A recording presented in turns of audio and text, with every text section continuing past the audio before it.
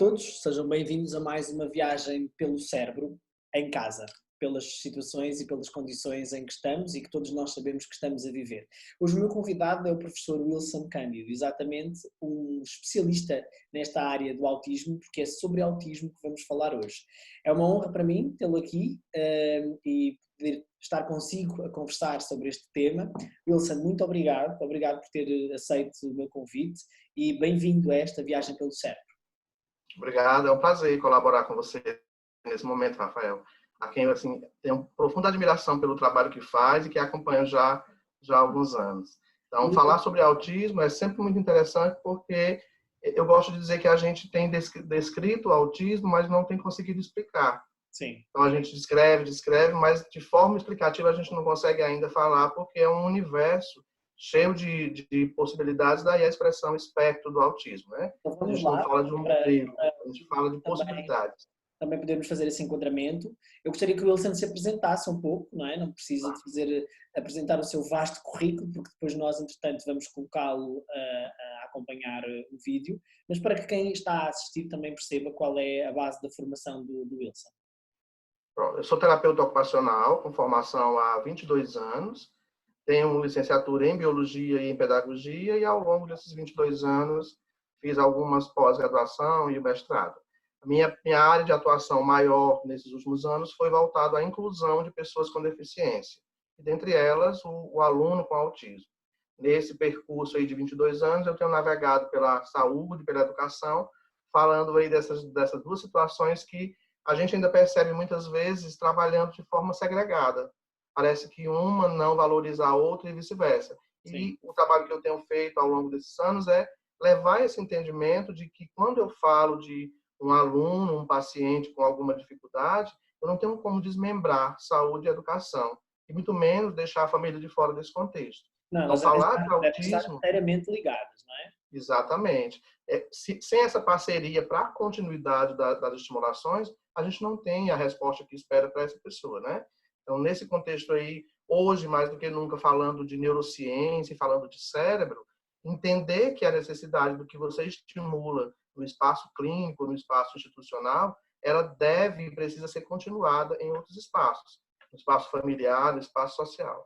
Quando nós conversámos sobre a possibilidade de fazer este programa com este tema, o Wilson propôs de imediato um tema que eu achei fantástico.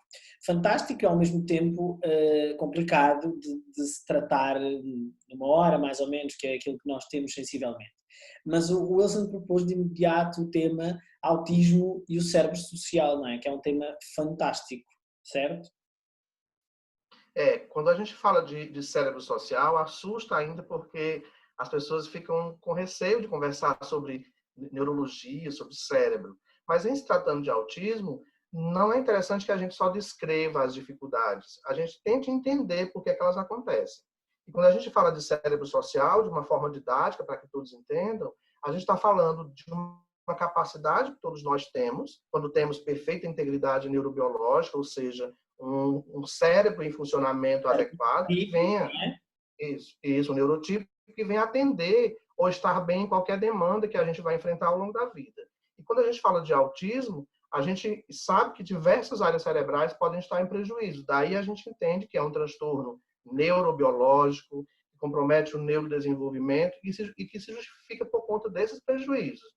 Eu costumo pontuar 5 áreas importantes desse cérebro social, que é o que a gente tanto fala quando está trabalhando aí com dificuldades, que é o córtex pré-frontal, que a gente tem discutido muito, até como assunto de moda, a questão da função executiva, do funcionamento executivo, né? Que é o controle atencional, que é a capacidade de flexibilidade mental que a gente vê no autista em prejuízo por uma rigidez, uma dificuldade em mudar de plano, em sair de uma situação que ele já conhece para uma nova situação, Essa alteração executiva, não é? Essa alteração nas funções executivas é também uma alteração que provoca esta alteração social, não é? Esta, digamos, inaptidão social, certo ou não?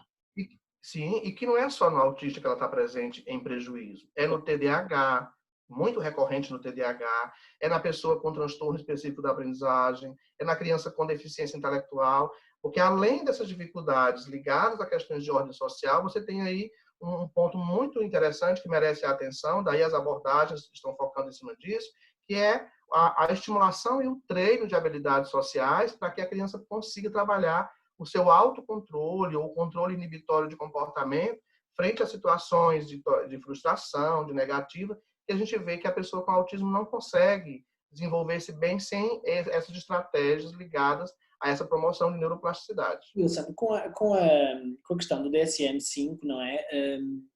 Tudo passou a englobar e a ficar dentro do espectro do autismo, não é? Inclusivamente os Aspergers, que são aquelas crianças, ou aqueles jovens, ou aqueles adultos que na verdade são mais funcionais, mas que ainda assim estão dentro do espectro.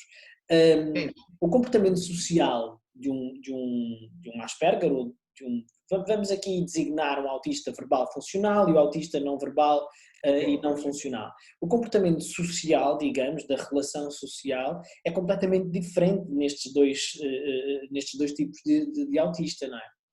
Sim, e aí entra uma questão interessante, porque quando a gente fala de DSM-5, ele traz o autismo categorizado em subtipos, leve, moderado e severo.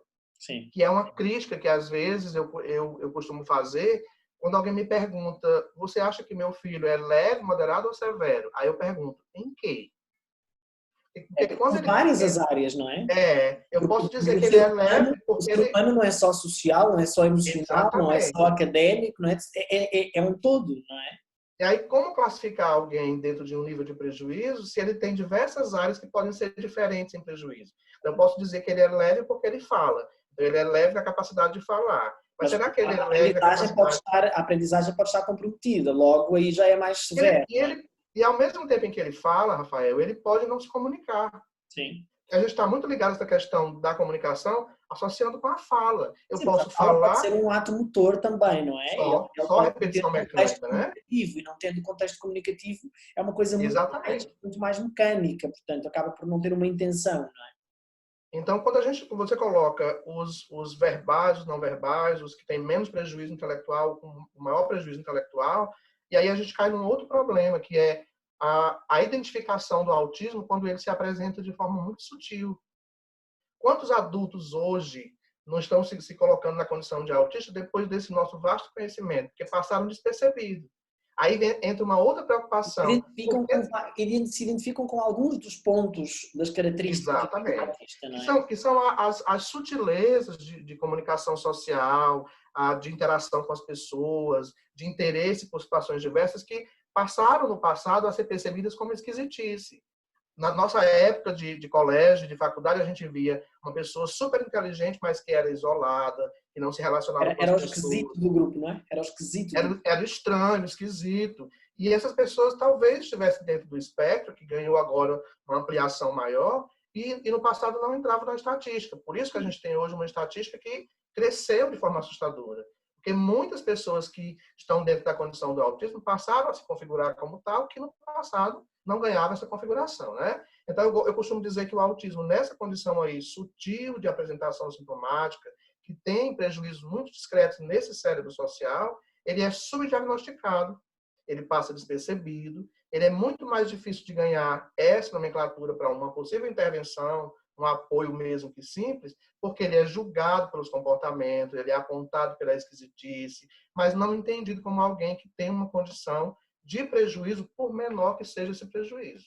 Por isso que é importante que a gente entenda essas nuances todas. Quando os pais, de facto, lhe perguntam, Wilson, esta questão da categorização em termos de nível, não é? Se é leve, se é moderado, se é severo, Wilson acha que isto tem a ver com o quê? Ou seja, eu vou reformular a pergunta. A importância para os pais desta categorização é naturalmente diferente da importância para um técnico de saber esta categorização, não é? Não são coisas diferentes. Quando você começa, enquanto família, a perceber as dificuldades do seu filho, que você vai buscar por uma avaliação neuropediátrica ou psiquiátrica infantil, para entender alguma condição ali de transtorno, você acaba buscando vários profissionais para ouvir do próximo uma situação menos estigmatizante do que aquela anterior. Quando a família chega para o técnico do atendimento para falar da condição de autismo, ela vai logo jogando o autismo e em seguida dizendo, mas é leve.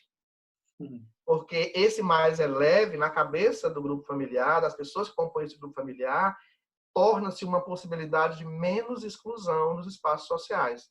Eu acho que a grande preocupação não é com o nível de prejuízo, mas é com o nome que isso vai trazer enquanto aceitação do contexto social. Em A gente relação ainda ao técnico já é diferente, não é? O técnico precisa de saber o nível até para saber como atuar, não é? Portanto, é um interesse Exatamente. diferente. A preocupação do técnico é entender as dificuldades e as capacidades para criar um programa de intervenção eficiente. Ele não está preocupado em definir se é leve porque vai ser aceito ou não, mas a família tem essa preocupação. Ela está mais preocupada em trazer um diagnóstico ameno para que, no contexto de escolarização, de inserção social, eu tenha mais aceitação e menos possibilidade de recusa. A experiência tem-me trazido, a experiência clínica, aqui no contexto da clínica, tem-me trazido também aqui não é uma preocupação, não é uma curiosidade, é um misto das duas, se é que isto existe em algum momento. O que nós temos sentido muito em crianças que vêm dentro do espectro, ou adolescentes que vêm dentro do espectro, e que são realmente os tais leves, categorizando para se perceber, é que muitas vezes eles chegam e há uma coisa que os pais relatam muito, que é, apesar de eles serem perfeitamente verbais, perfeitamente integrados, perfeitamente incluídos em sala de aula, tudo dito, entre aspas, dentro do padrão, embora eles sendo dentro do espectro, o que acontece muitas vezes é que tanto a família como os próprios adolescentes verbalizam que não conseguem integrar-se em determinados grupos porque ou eles não entendem os colegas ou os colegas não os entendem. Essa aí é uma outra questão que esse cérebro social traz, né? Quando a gente fala de cérebro social, eu citei córtex pré-frontal com funcionamento executivo, mas nós temos duas outras áreas muito significativas, que são os neurônios espelhos, que nos dá, desde bebê, a capacidade de imitar mecanicamente, para mais tarde ter a capacidade metacognitiva, que é a interpretação, é a compreensão em todos os sentidos. E temos também a amígdala, que regula em nós as questões de ordem afetiva e emocionais. Quando a gente diz, quando você coloca, ele consegue fazer tudo dentro do padrão que se espera, mas Sim. ele não consegue entender muitas questões. Então, falando de forma metacognitiva, muitas coisas não são compreendidas. Provérbios, piadas, duplo sentido, sarcasmo, ironia, questões de ordem muito abstrata entram aí nessa dificuldade de não compreensão.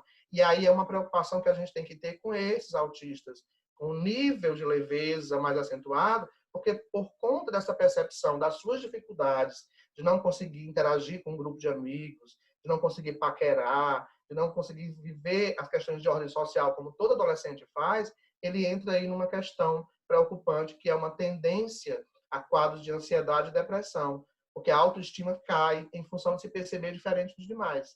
Por isso que o DSM-5 traz a importância do apoio. Aqui surge-me uma questão provocatória, que tem a ver com o quê? Que tem a ver com o facto de que, mas quando isso acontece, estamos a falar de uma criança ou de um jovem que na verdade está dentro do espectro autista e, portanto, tem essas alterações. Você está me ouvindo?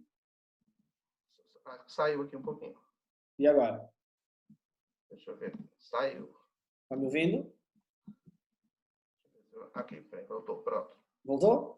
Ok. É que nós vimos você do mesmo jeito, sem problema. Okay. Eu estava a dizer que esta pergunta provocatória tem a ver com isto, que é, muito bem, isso pode ser uma questão de um cérebro social, mas antes disso, não é? Não estarão envolvidas áreas cerebrais responsáveis pelas questões da linguagem, não é? Portanto, esta compreensão da ironia, esta questão da capacidade pragmática, esta questão semântica, muitas vezes, isto não será antes disso uma questão da linguagem, ou é este cérebro social disfuncional que provoca também esta alteração na linguagem?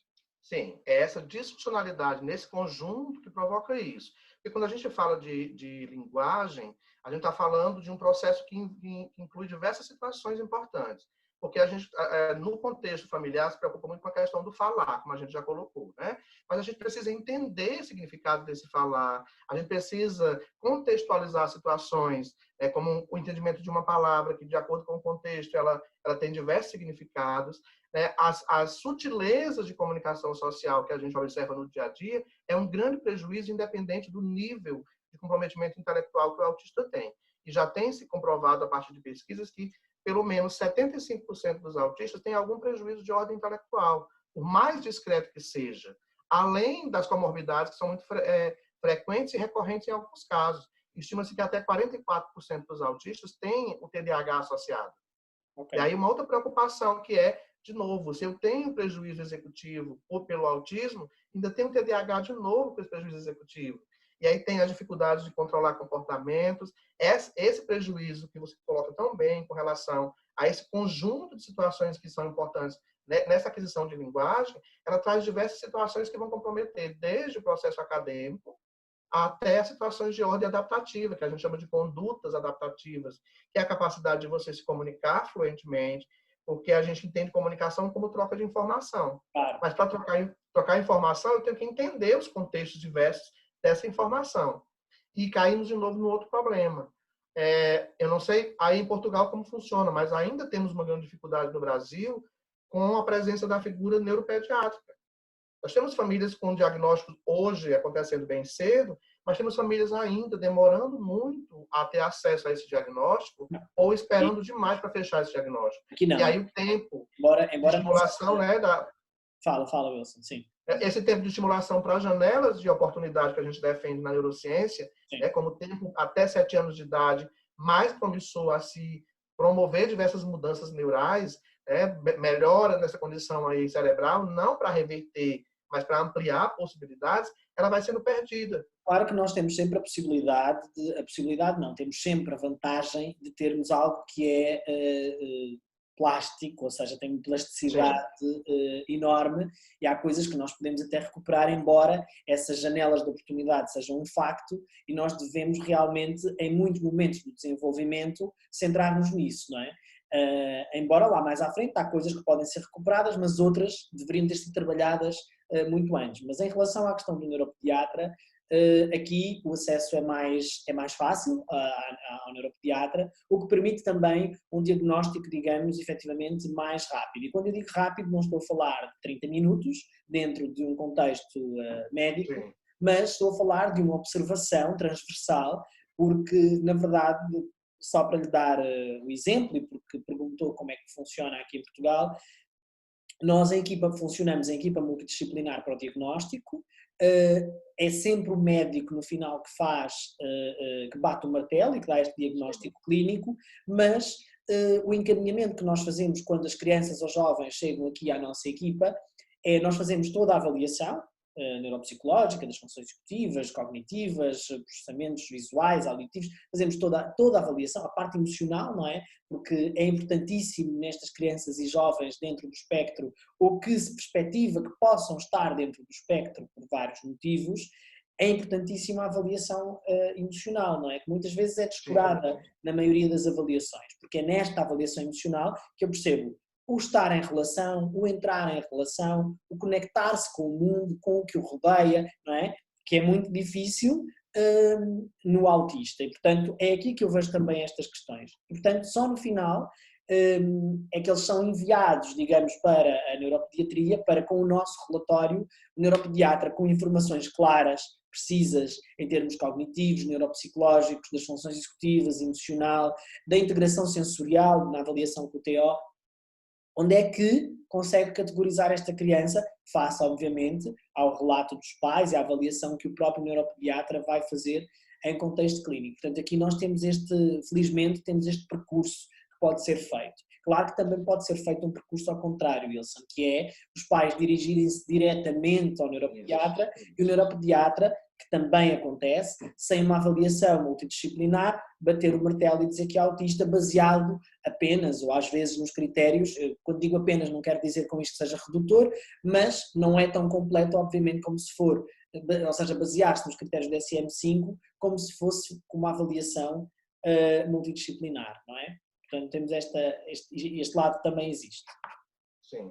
Aqui a gente é mais como observar esse segundo ponto. Primeiro, o neuropediatra faz essa observação, pede algumas questões complementares, como exames, para descartar outras condições, mas, no geral, nem todas as equipes aqui começam nesse processo, como você tão bem descreveu. Necessário seria que houvesse, de fato, essa equipe para avaliar todas essas questões até chegar ao ponto de ser observado, né? Nós conseguimos fazer isso quando eles vêm em primeiro lugar até nós, não é? Quando vem em primeiro lugar Sim. até Mas nós, pode acontecer o faz inverso essa também. avaliação, nós fazemos essa avaliação.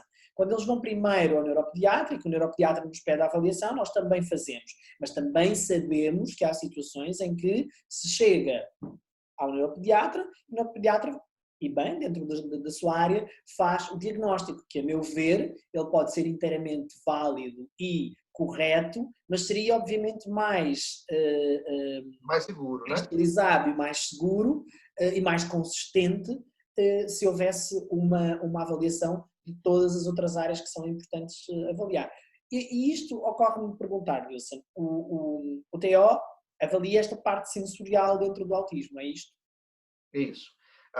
Se entende hoje que 90% das pessoas com autismo, aí de novo voltando para o cérebro social, Sim. corpo caloso, prejuízo nessa comunicação entre dois hemisférios, a partir de todas as recepções de estímulos que a gente tem pelas vias sensoriais, se entende que 90% dos casos de autismo tem algum prejuízo de ordem sensorial, hiper ou hiporreatividade. Aí é outra questão que a gente volta lá para o nível de prejuízo que o DSM-5 descreve. Ele é hipersensível ou ele é hipossensível? Aí eu digo, em que?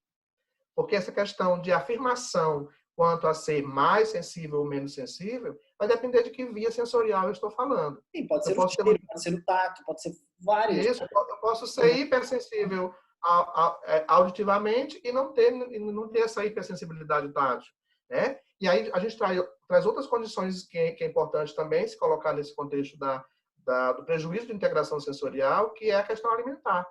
A gente tem aí 60% das crianças e adolescentes com autismo com restrição ou seletividade alimentar, que é tátil gustativo, mas que também é visual, que também é olfativo.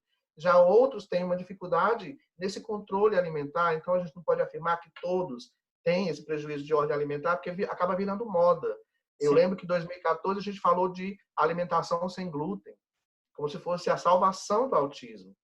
E é preciso que se entenda e se observe se a criança responde entramos num caminho muito perverso de aproveitamento de algumas das áreas, não é? Como foi essa questão desse produto que chegou a ser vendido como se fosse a cura do autismo e chegou a existiram mortes, não é? Não estou a falar da parte da alimentação, mas estou a falar que quando se cria algo como sendo uma solução milagrosa, obviamente que é preciso ter muito cuidado com isso. Não é? Autismo virou um produto de mercado. A gente tem que ter consciência disso.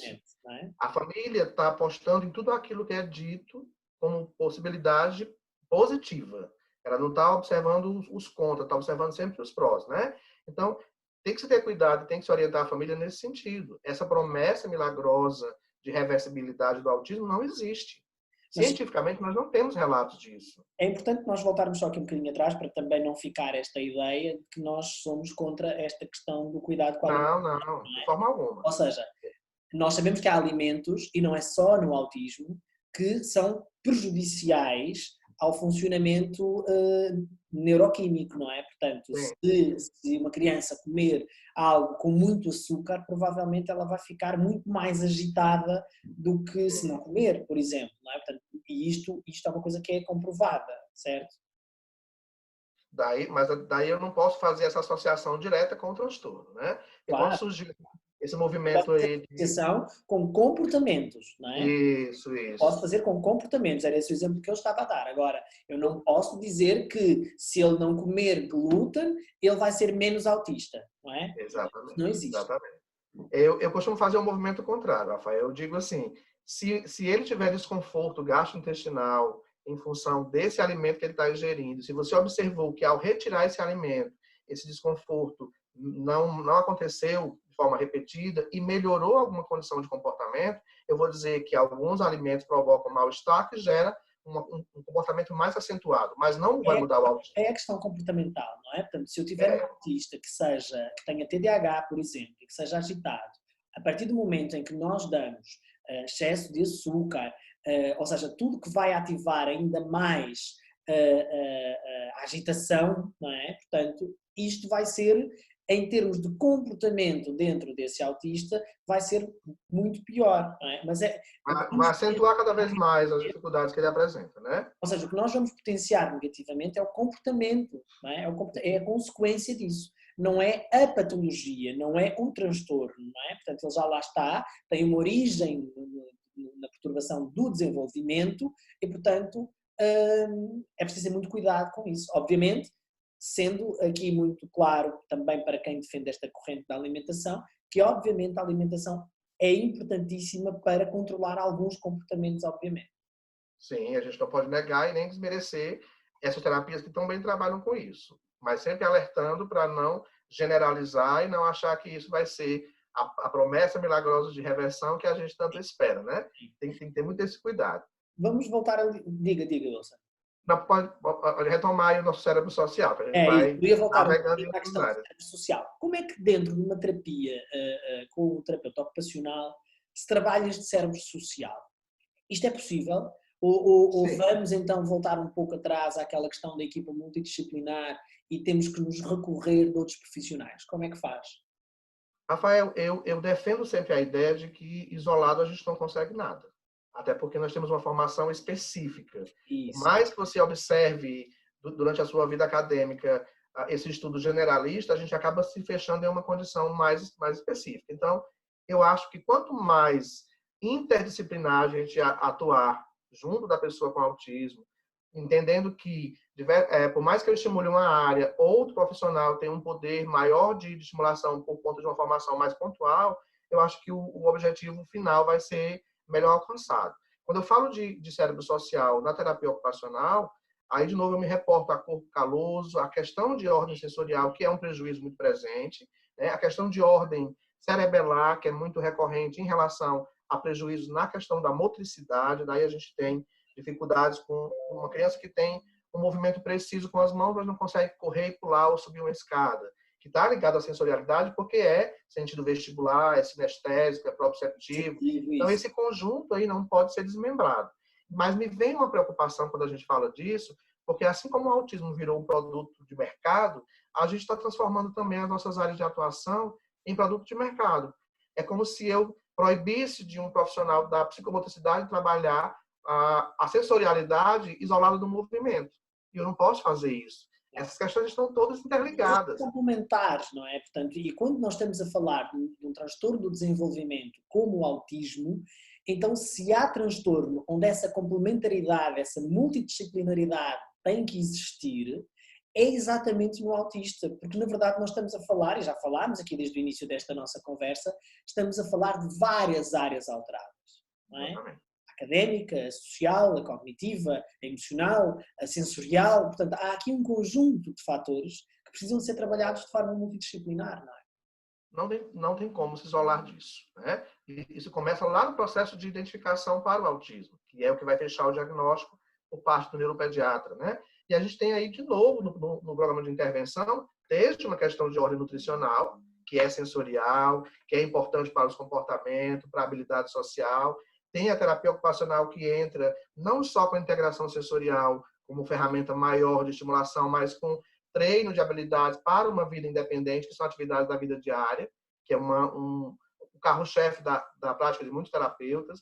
Temos aí abordagem psicológica para questões de comportamento que precisam ser trabalhados, porque tem situações associadas a isso. E aí a gente tem, de novo, o cérebro social, quando se fala de dificuldade de regulação, a partir dessa não compreensão que os neurônios espelhos também trazem aí para questões de leitura social, para regulação da afetividade. A sexualidade entra aí também numa questão muito difícil de ser trabalhada por parte da família. É uma questão sensorial, é comportamental, é fisiológica. Então, são áreas que precisam estar cada vez mais integradas para a gente entender que o sujeito é um só. Ele precisa de tudo isso agregado de forma funcional, como tão bem defende o Vitor da Fonseca, quando diz assim, que a aprendizagem, para acontecer, ela precisa da simultaneidade de uma integridade neurobiológica, mas também da presença de um contexto social facilitador. Então, se eu só penso na questão cerebral e esqueço do meio como um elemento importante de estimulação, eu, de novo, vou ter prejuízos, ou parecer ter prejuízos, porque eu não tenho um estímulo adequado.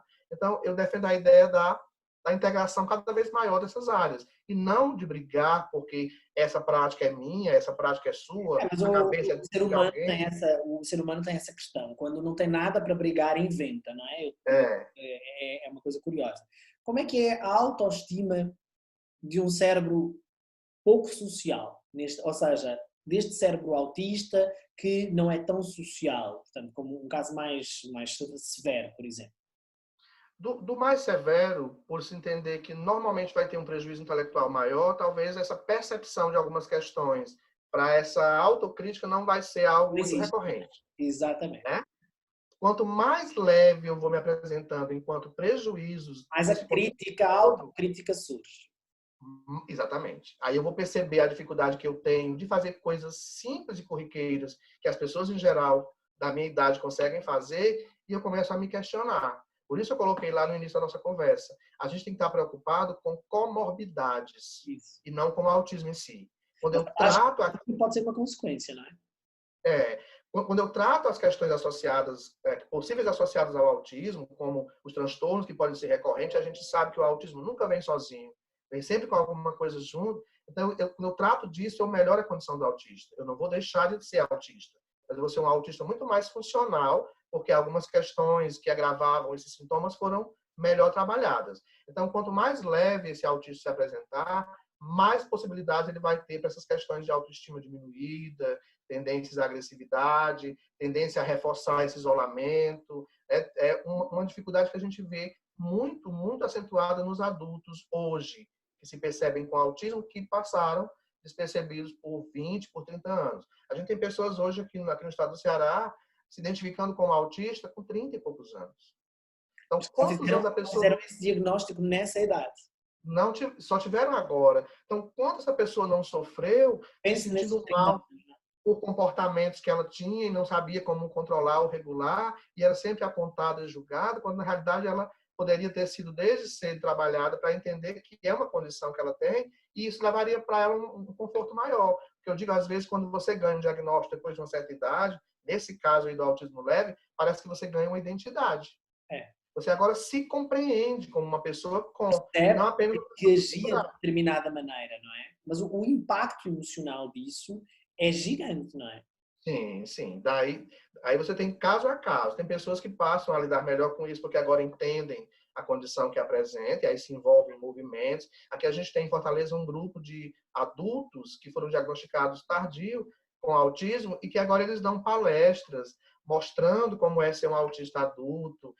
Para eles é como se eles ganhassem uma nova identidade e agora se sentissem realmente compreendendo como cada um funciona e não apenas se sentindo mal pelo comportamento. E isso é muito transversal à maioria dos transtornos, não é? Isso Sim, acontece sim. também com o disléxico, acontece Acontece muito com o TDAH também isso, com o né? TDAH também, não é? Que é aquela questão da impulsividade, a ausência de controle inibitório, isso acaba por ser muito, muito, muito presente também, não é? Sim, é muito recorrente e é outra condição diagnóstica que a gente tem transformar, até melhorou um pouco, a gente transformou muito isso em modismo também. Qualquer criança ou adolescente agitado, com uma atividade em excesso, a gente chamava de TDAH. Que bom que já passou essa moda. Mas ainda tem pessoas que também não... A agitação pode ser só agitação motora, pode ser só agitação, tem que ser TDAH. Eu gosto de dizer assim, Rafael, nem todo TDAH é hiperativo. E nem todo hiperativo é TDAH. Eu posso ter uma agitação motora, que a gente costuma chamar de hiperatividade, e parece que ao chamar de hiperatividade, eu estou me referindo ao TDAH, e não é. Eu posso estar hiperativo por uma condição fisiológica, por uma mudança de trabalho, uma mudança no contexto familiar, qualquer condição que, ao ser resolvida, vai me trazer de volta aquela quietude que eu tinha, então. Mas transformar tudo isso em um modelo é bem complicado. Aqui entra muito aquela questão da avaliação emocional, em que muitas vezes é excluída das avaliações multidisciplinares. Sim. Estas provas, ainda que às vezes projetivas, que nos conseguem fazer perceber e entender em que patamar, em que ponto emocional é que está aquela criança, o que é que ela está a viver, não é? Eu costumo dizer muito aos pais, esta criança está a viver isto, ela não é isto. Não é? Exatamente. Portanto, uma coisa é estar, outra coisa é ser. O ser vem de uma coisa muito mais neurológica, neurobiológica, se assim quisermos entender, e que estamos a falar de funcionamento cerebral. O ser é isto, não é? O estar tem a ver muitas vezes com a condição ambiental em que ele vive. Um exemplo, não é? Uma criança que, por exemplo, está na escola a ser alfabetizada com um método que não é o seu método, obviamente que as coisas não vão correr bem, porque ela vai começar a reagir negativamente, vai começar a ser mais impulsiva, vai se calhar a ser mais agressiva, mais disruptiva em termos comportamentais, e é preciso analisar estas características todas também, não é? Portanto, E principalmente essa questão do ser e estar no momento da avaliação.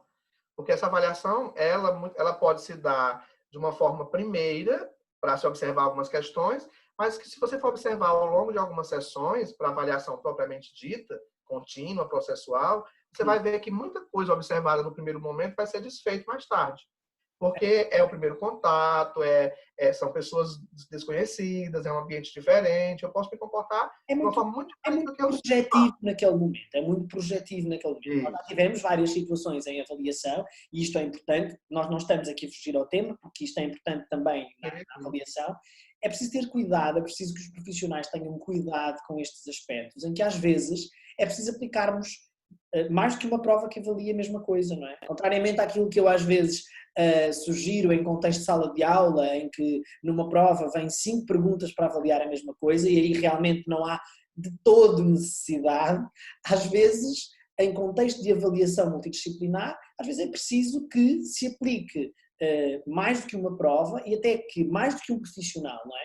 Eu vou buscar ao TO uma informação que também já fui buscar à neuropsicóloga quando avaliou as praxias, por exemplo, não é? E aquilo tem que cruzar, tem que bater. Se não bate, significa que realmente a criança, em dias distintos, apresentou resultados diferentes. Estamos a falar de uma coisa muito do estar e não do ser, não é? E entender que esse processo aí que você colocou de escolarização, ele tem que sair desse modelo cartesiano. Né? A gente está muito focado ainda em mensuração de notas. Eu tenho que atingir um perfil X de nota para dizer que eu aprendi aquele conteúdo, e outras possibilidades de avaliação são perdidas. A participação que esse aluno tem, como ele estava quando chegou enquanto aprendizado, como ele se encontra nesse momento, se houve avanços ou não nessa questão, e sair desse modelo aí de avaliação para leitura, escrita e raciocínio lógico matemático, para entender outras questões importantes de aprendizagem. A comunicação é um dos elementos importantíssimos quando se fala de autismo. Como é que eu estou me comunicando? Eu consigo dizer o que eu quero? Fala, Wilson, fala. Pode falar. Não, entender assim, que existe um conjunto de situações, como você bem colocou, que são observadas no processo de avaliação, mas que são desmerecidas no contexto escolar. A escola está focada ainda nessa nota. Se eu não atingir esse padrão de nota X, eu acabo não tendo a considerada aprovação ou o entendimento do que eu aprendi. E a gente tem que mudar. Eu gosto de dizer assim, Rafael, para a escola, a gente tem que sair do modelo de querer ensinar para entender como o aluno aprende. E em se tratando de autismo, alguns programas de ensino não atendem. Eu tenho que observar qual é esse estilo de aprendizagem que ele apresenta, como é que ele responde melhor a essas questões de aprendizado para investir Nós vamos combinar uma coisa, Wilson. A maioria das vezes, ninguém avalia estilo de aprendizagem antes de começar a ensinar a criança. Não. Isso não acontece só com a criança que tem um transtorno. Acontece com a maioria das crianças. O modelo é fechado, é um só. Não, e depois, de repente alguém diz assim, isto não está a funcionar, já usei todas as técnicas. Bem, pode ter usado todas as técnicas, pode até ter se tornado uma labarista, fazer o que quiser dentro da sala de aula, mas não fez o essencial, que foi aferir as competências ou o estilo de aprendizagem dessa criança, não é? Portanto, e é muito por aí. É uma falha que a gente ainda tem nas escolas de ordem geral. Né? E é uma falha que eu digo muitas vezes que nossa preocupação maior é em avaliar o aluno. Mas a gente está se avaliando para ver se o que eu estou aplicando, se o meu modelo de trabalho está atendendo particularmente a esse aluno. É aí que entra o seu belíssimo trabalho voltado às adaptações de atividades, sim, adequações, e um ponto mais importante que é a flexibilização. São importantíssimas. Essas adaptações são importantíssimas. E eu aproveito aqui a deixa para dizer já que em breve vou receber aqui no programa a Daniel Bartira, que produziu comigo um manual de provas adaptadas, como adaptar provas para alunos com transtornos de aprendizagem, que tem muitas dicas e muitas informações importantes para os profissionais, para os professores, para os técnicos, em como se adapta uma prova para estes alunos, não é? Que às vezes não, na sua maioria, precisam muito destas adaptações. Wilson, voltando aqui um bocadinho, diga. Não, aí de novo, utilizando a sua fala e entendendo que o autismo nesse contexto requer cada vez mais essa flexibilização por parte do professor de sala de aula para entender que os modelos precisam ser, de fato, ajustados a cada um. A gente ainda tem muita resistência em relação a isso. E lembrar sempre que eu não preciso de um laudo para dar acessibilidade ao aluno. Eu preciso observar quais são as dificuldades que ele tem, independente desse papel.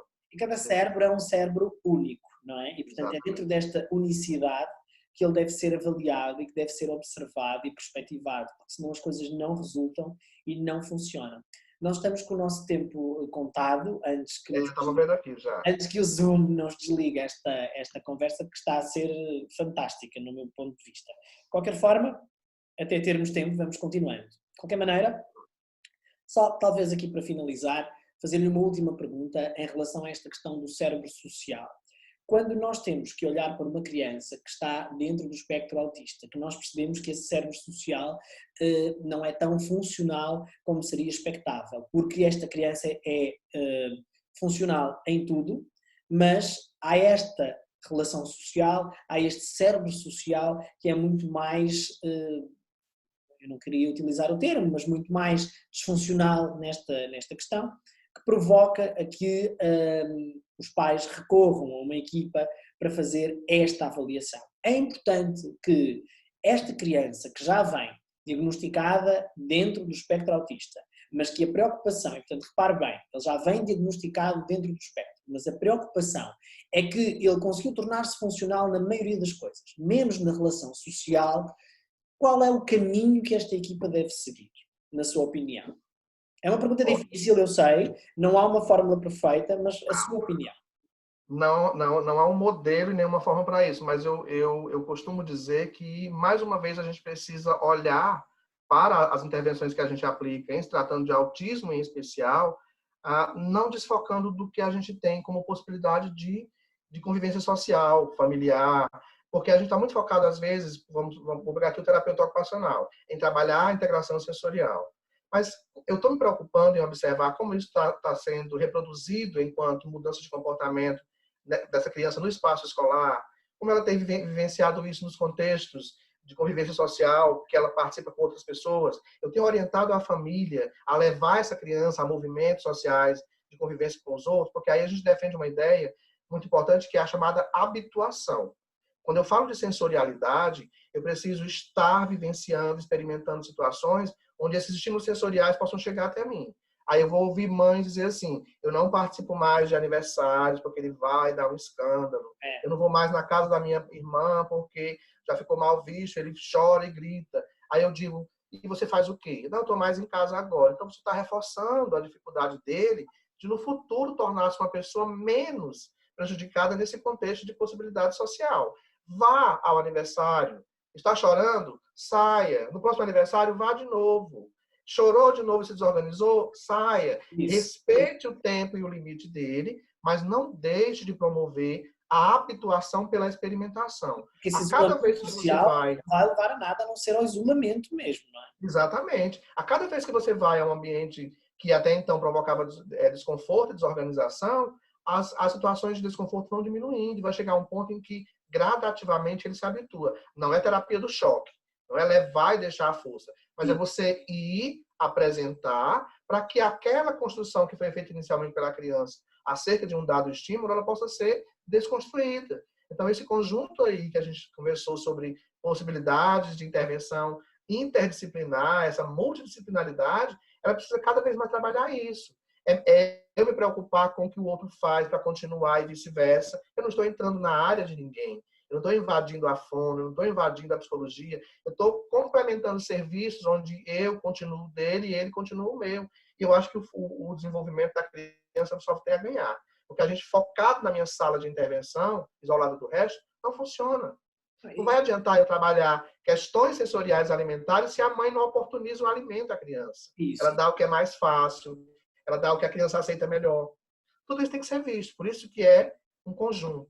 E Às família não vezes pode estar fora desse conjunto. é importante não darmos o que a criança, é importante darmos o que a criança não aceita como melhor e que até reage às vezes mais negativamente, porque é, de alguma forma, trazer este hábito cerebral social a adaptar-se àquela circunstância, adaptar-se àquela situação e, portanto, não é forçar, mas é ir integrando, não é? E levando Gradativamente. esta rotina a este cérebro, não é? Que precisa ser integrado. Isso gera flexibilidade, gera novas possibilidades. Eu sei que para o autista é sempre confortável fazer aquilo que ele já sabe, é previsível demais, e ele prefere essa previsibilidade. Mas eu posso introduzir gradativamente pequenas e simples mudanças que muitas vezes ele nem percebe até chegar a uma grande mudança. Mas agora, Inesperadamente, agora todo mundo sofre mudança, temos né? aqui, provavelmente vamos ter algumas pessoas neste momento em que nos estão a ouvir a dizerem assim, então o que o Wilson está a querer dizer é que nós, portanto, até aqui ouvimos sempre que é preciso manter a rotina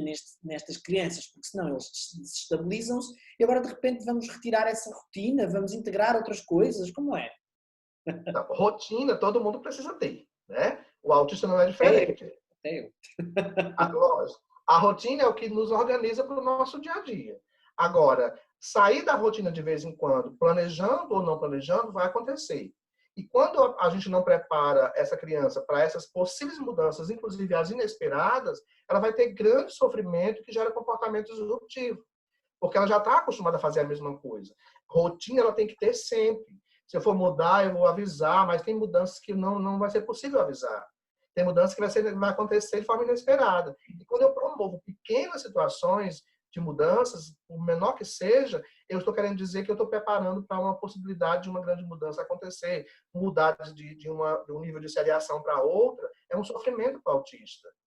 E aí é importante que a gente trabalhe algumas dessas questões para quando eu precisar mudar, é lógico que eu vou ter que avisar que no ano seguinte é uma outra sala, é um outro professor, ou são outros professores. Então, eu preciso trabalhar tudo isso, porque no dia a dia a gente vai ter diversas mudanças acontecendo. E essa pessoa vai ter sempre a mesma coisa acontecendo para que ela não seja desconfortada com isso.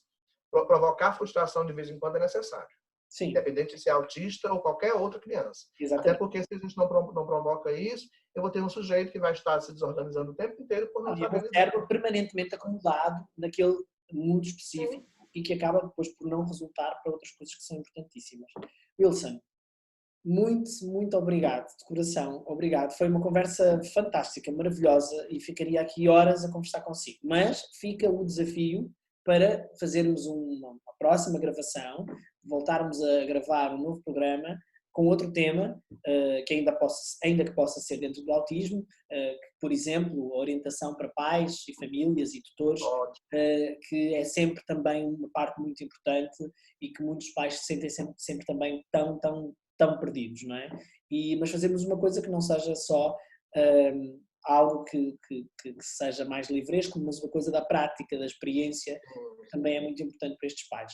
Obrigado por ter participado. Eu que agradeço a confiança e a lembrança, né, para me convidar para esse momento, e já aceito o próximo momento e me coloco sempre à disposição, né, para o que você precisar. É sempre, para mim, gratificante falar sobre autismo ou sobre qualquer outra condição, né, que necessita de orientação e de ampliação de conhecimento. Realmente foi um prazer e eu agradeço de coração mesmo. Obrigado Muito mesmo. obrigado, Wilson. Até breve. E esta foi mais uma viagem pelo cérebro em casa com o professor Wilson, que nos deu um aulão sobre autismo e o cérebro social. Até à próxima. Até breve. Adeus, Wilson. Um abraço. Tchau, querido. Tudo de bom.